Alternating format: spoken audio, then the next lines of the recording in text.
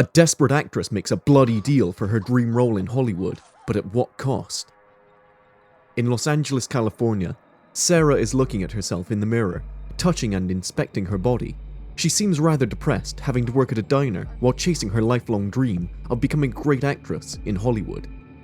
She frequently looks for auditions for movies and tries to exist with her roommate Tracy and her so-called unsuccessful friends, Danny, a wannabe director, and Erin, a competitive, aspiring actress. Danny tells Sarah about the script of his new movie, but she doesn't really listen to him. Sarah checks her phone and finds out that she's been selected to audition for a role in a new movie called The Silver Scream. She is seen being tested for the part, but she can't concentrate. Suddenly, blood is dripping from the top of her head, and Sarah wakes up from a horrid nightmare. In the morning, Sarah goes to Starry Eyes Pictures, a renowned production company, to audition for the Silver Scream film. She says to the casting director and her assistant that she grew up with horror movies and knows what to do. After she plays a trial scene, the assistant, obviously not satisfied with her performance, tells her that they will call her and sends her off. Sarah, however, feels so disappointed that she lashes out in the restroom, thrashing her backpack and screaming. She is so frustrated, she even rips strands out of her hair. When she calms down, she's startled by the casting director waiting behind the door and saying to her that they haven't seen all they needed from her after all. Soon afterwards, Sarah is summoned back to the audition room and she is asked about her previous fit. The director wants to see her do it again. Sarah admits that she hasn't done it in front of anyone before, and being close to being denied for a second time, she starts pulling her hair. She falls down and moans as if possessed. This convinces the director and her assistant, who say that they'll be in touch with her. A shaken Sarah leaves and goes to her apartment. Retreating to her bedroom, she silently stares at photos of various female movie stars. The next day, while at her work, she receives a call from the director, who says that they want to see her again. Her boss, however, who is against using phones during work hours and abhors the fact that Sarah is so frantically devoted to this whole actress business, warns her and asks her to prioritize. Sarah realizes that she can't stay trapped forever in the job that she doesn't like, and so she quits. Her boss tries to convince her otherwise, but Sarah is determined to make a career. Returning to Starry Eyes Pictures, Sarah walks into a dark room where she is asked to take off all of her clothes. Sarah hesitates at first, but listening to otherworldly whispers, she complies. Suddenly, everything turns black. Soon flashes occur, and Sarah hears the director's voice telling her to let go in order to be able to transform into something else. When they are convinced of her, Sarah notices a pentagram pendant around the director's neck, who reveals to her that she is what they wanted. Sarah is excited about this and tells it to her friends. Unexpectedly, one of the girls breaks her nose and bleeds, at which Sarah, strangely enough, chuckles. Waking up from another nightmare, Sarah gets a call from the casting director, informing her that the producer wants to meet her. Sarah puts on a fine red dress, and despite some of her friends' comments, she goes to the house of the producer.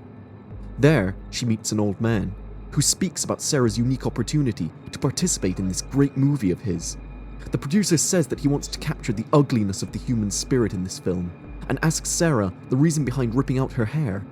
Sarah answers that she's been doing this since she was a child, a habit and something to help her focus on the moment. The producer rambles then about the magnificence of the movie, and Sarah falls for it, saying that she will do anything for this role. The producer openly offers her the part, but touches her inappropriately. Sarah gets freaked out and tries to leave. The door is locked though, and Sarah asks them to open the door. The director unlocks the door, and Sarah flees in horror. Back at her apartment, Sarah tells Tracy about the awful incident, and she is soon comforted. The next day, tormented by the producer's promises of making her a huge star, Sarah goes to ask for her job back. Her former boss gives her a speech and hires her back. Sarah, however, is feeling down, and as she later hangs out with her friends, Danny comes and consoles her, showing a sexual interest in her. He offers her to play a part in his movie, and Sarah accepts. To celebrate this newfound collaboration, they both ingest pills and go to relax by the pool with the others. Sarah, though, remains distant, and as she sees Erin kissing Danny, quickly grasps Danny's ulterior motives, and then remembers the producer's words of people who do things instead of just talking. She phones the Starry Eyes company and apologizes for her earlier refusal, saying that she won't disappoint them again. She is promptly given an address and arrives at the producer's house. Feeling high and dizzy, Sarah says how badly she wants the role. The producer asks her if she will sacrifice herself to get what she desires, and Sarah says yes. The old man tells her about people who actually do things, and then Sarah engages in sexual activity with him while two masked men watch the scene.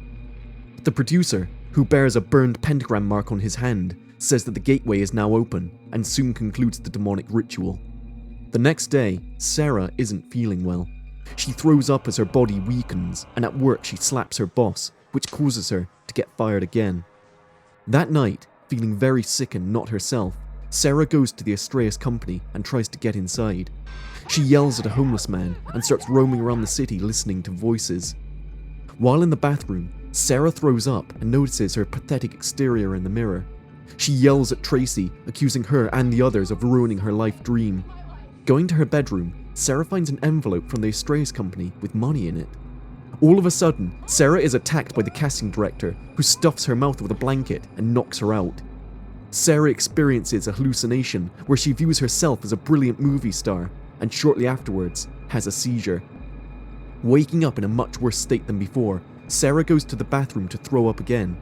She pulls out a fingernail and sees her deformed face with her hair ripped out. After this, Sarah notices blood in her underwear.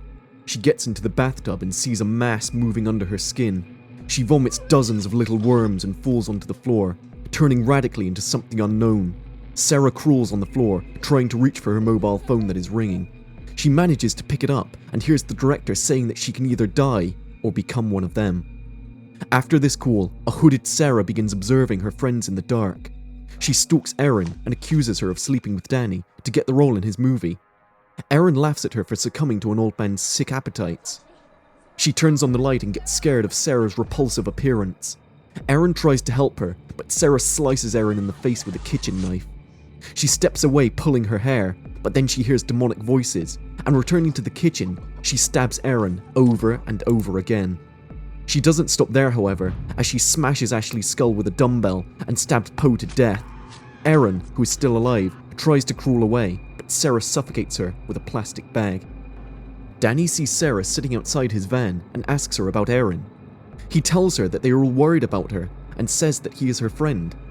As he goes near her, Sarah stabs him in the abdomen, saying that she doesn't have any friends.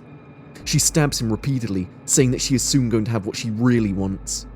Danny dies, and 3 masked men with robes approach Sarah and take her away. A group of cultists are now seen hailing the demonic entity under the name of Astreus. They form a pentagram with rods of phosphorescent light on the ground under Sarah, who is lying inside a synthetic membrane, undergoing the last stages of her transformation. Sarah rips the amnion and crawls out of the ground, reborn into a new humanoid entity. The first thing she sees now is a red box with a note wishing her happy birthday. Back at the apartment, Tracy finds Sarah looking like a doll, lying naked in her bed. Sarah grabs Tracy by the arm and forces her to lie down with her. Sarah's eyes are glowing demonically green, and as she says goodbye to Tracy, she gives her a deadly kiss. Opening the birthday box, Sarah uncovers a neat black dress, which she wears along with a wig and a pentagram necklace. She looks at herself in a mirror, a beautiful and stunning movie star with unnaturally bright green eyes.